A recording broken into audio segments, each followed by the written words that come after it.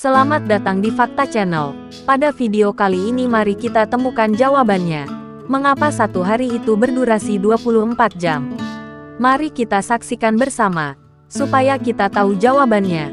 Selamat menyaksikan.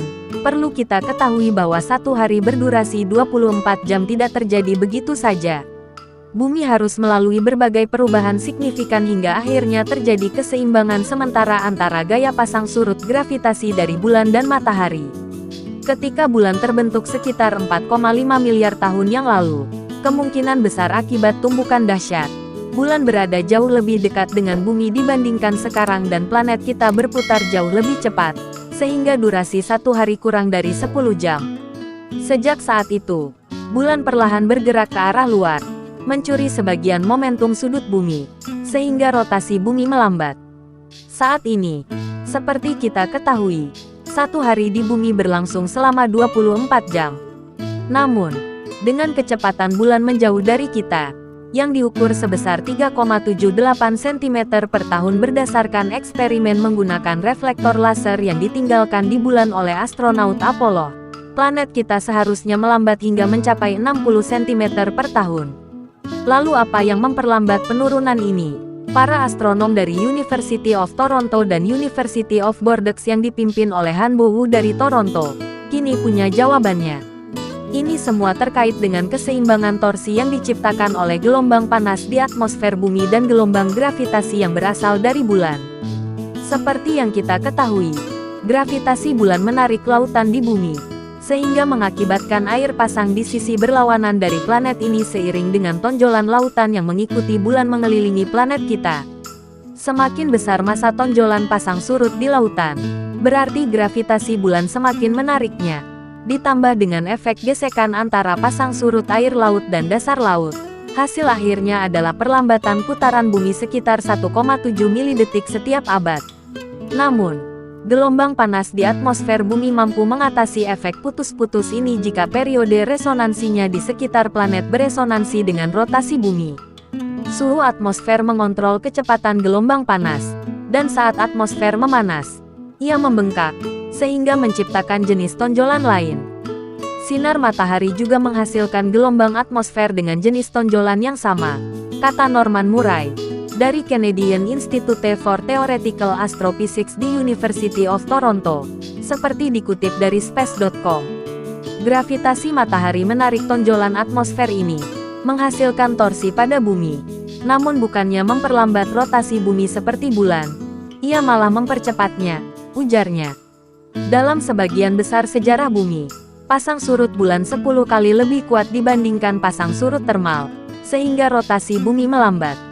Namun, berdasarkan model sirkulasi atmosfer global dan bukti geologis mengenai pita pada batuan sedimen yang berhubungan dengan pasang surut musim semi dan perbani di masa lalu, semua ini berubah antara 2,2 miliar hingga 600 juta tahun yang lalu.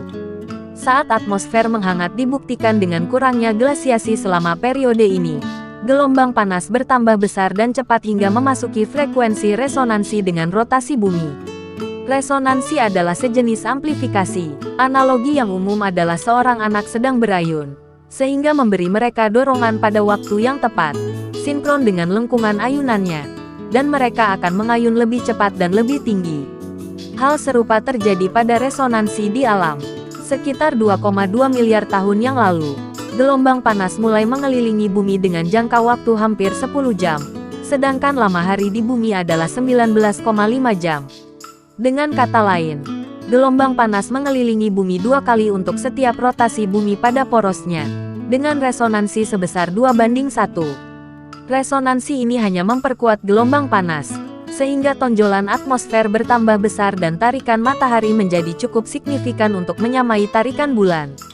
Akibatnya, perlambatan rotasi bumi akibat pasang surut bulan mulai diimbangi dengan percepatan pasang surut termal. Untuk jangka waktu yang lama antara 2,2 miliar tahun dan 600 juta tahun yang lalu, panjang hari di bumi tidak terus melambat, namun tetap pada 19,5 jam. Akhirnya, kedua gaya pasang surut tersebut bergerak tidak sinkron, dan selama 600 juta tahun terakhir rotasi bumi mulai melambat lagi. Saat ini, durasi satu hari adalah 24 jam. Sedangkan gelombang panas membutuhkan waktu 22,8 jam untuk mengelilingi bumi. Namun, situasi ini belum diperbarui. Meskipun pengukuran baru-baru ini menunjukkan bahwa rotasi bumi sedikit meningkat, dalam jangka panjang bumi mungkin tidak akan kembali ke masa ketika gaya pasang surut saling menyeimbangkan. Sebaliknya, perubahan iklim dapat membuat gelombang panas semakin tidak sinkron dengan rotasi planet, sehingga meningkatkan dampak gelombang bulan dalam memperlambat planet ini. Seiring dengan peningkatan suhu bumi akibat pemanasan global, kita juga membuat frekuensi resonansi ini semakin tinggi. Kita membuat atmosfer kita semakin menjauh dari resonansi, kata Murray. Akibatnya, torsi matahari berkurang dan panjang hari akan bertambah lebih cepat dibandingkan sebaliknya.